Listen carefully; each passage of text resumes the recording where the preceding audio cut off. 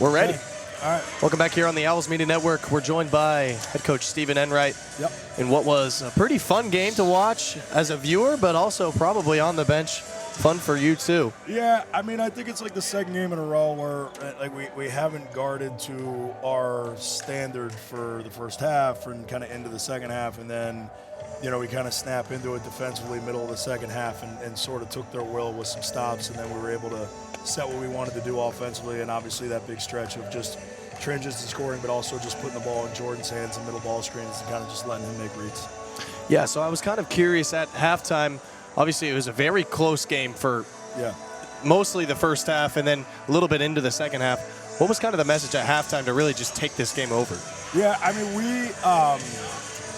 I got on our guys a little bit at halftime because I thought they were scoring off of our breakdowns or kind of off-schedule plays. We were getting backdoored. We were, just like losing shooters and not, knowing personnel. Like we try to force like guards to certain areas on the floor defensively, and we were not doing that very well. Thought our ball screen coverage was okay because last time when we lost up there, they just shredded us in ball screens. So we were able to be a little bit better in ball screens, and the handler wasn't beating us as much. But, we had some off-ball breakdowns and some positioning breakdowns for sure. So I got on our guys about that. I thought we were getting a little selfish offensively in the first half as well, and just guys like breaking stuff off too early and taking some questionable shots, some of which went in, but you can't live and die that way. So I thought we were just much better in the second half with our flow. Obviously, we shot 60% from the field in the second half versus 45 in the first. So I think good adjustments were made, and now we got to try to keep building this momentum. We got the bye on Saturday, so we've got some kind of old broken guys that we got to try to get some rest to. So that's why it was good that we could get into our bench a little bit. I got to shout out Jordan McLean. He's a guy that he's developing. Didn't play a ton as a freshman, hasn't played a ton to the date this year. But he's been practicing great for 2 weeks, and we figured we'd reward him when, the spot came in the second half that, Leo needed a blow, and I think defensively he can do similar things to Leo. So throwing him out there and getting him a taste and real run was good for him, and I think he answered the bell. So that was really good to see. So proud of him for that, and hopefully he keeps working in practice, keeps getting better. And, Coach, obviously you lost the first matchup against Plymouth on the road about a month ago. Don't remind me.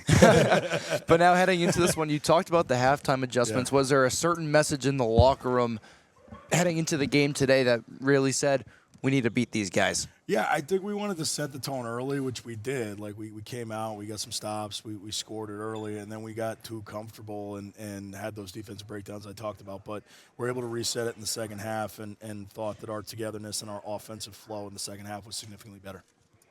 Yeah, and then, Coach, obviously, you talked about McLean getting in there. What was kind of that feeling getting some of those other guys in there? I mean, I thought it was awesome to see, Joe get his first point from the field goal.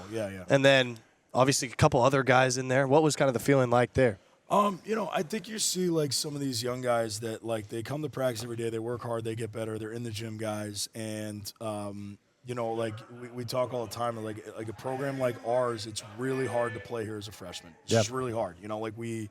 We played one freshman rotationally somewhat this year in Enright.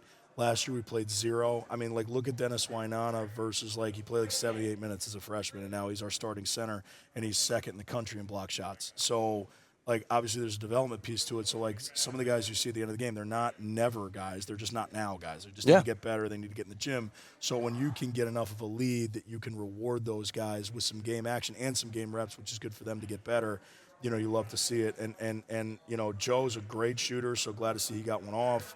Edric Lussaint, is a good shooter, good player, good offensive player, trying to find his way. It was good to see him make one as well.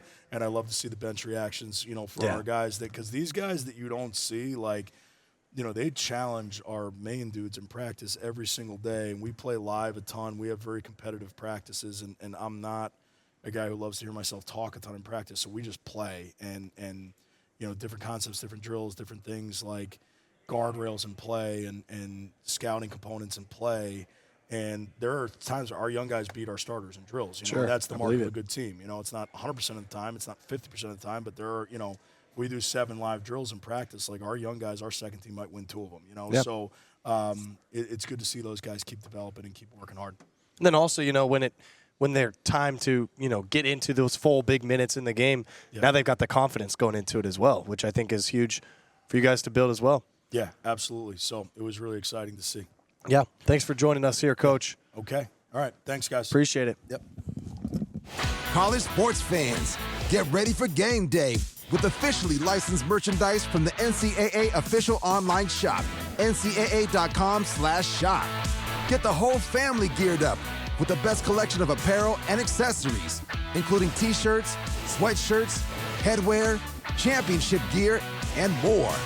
Visit the NCAA shop for today's special offer and rep your favorite team now.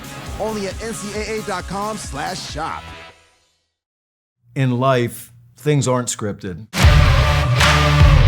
If you're an athlete, we need people like you and translate those skills to officiating. You can get a lot out of it.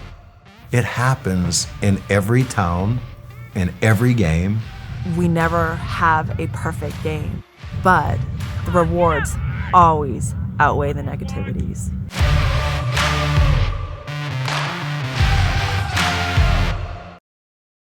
College sports fans, get ready for game day with officially licensed merchandise from the NCAA official online shop, ncaa.com/shop.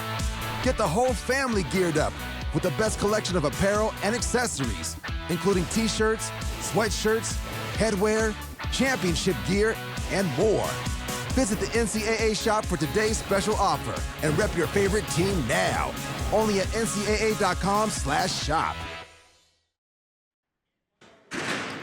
Welcome back here on the Owls Media Network. Keene State takes home the win 91-65 in what was a heated and exciting rivalry matchup. The Owls Media Network is presented to you by the WW Building Supply. We are local people ready to help others do amazing things. We offer expert advice, decades of experience, free delivery, great products, and a local connection. We'll be back here on the Owls Media Network just this weekend on Saturday when Keene State women's hockey has their senior day game. Make sure you don't miss that one.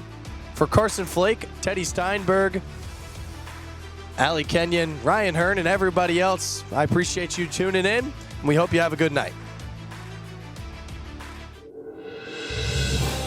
You have been watching a Keene State Athletics broadcast on the Owls Media Network. Please tune in to our next broadcast, and thank you for watching.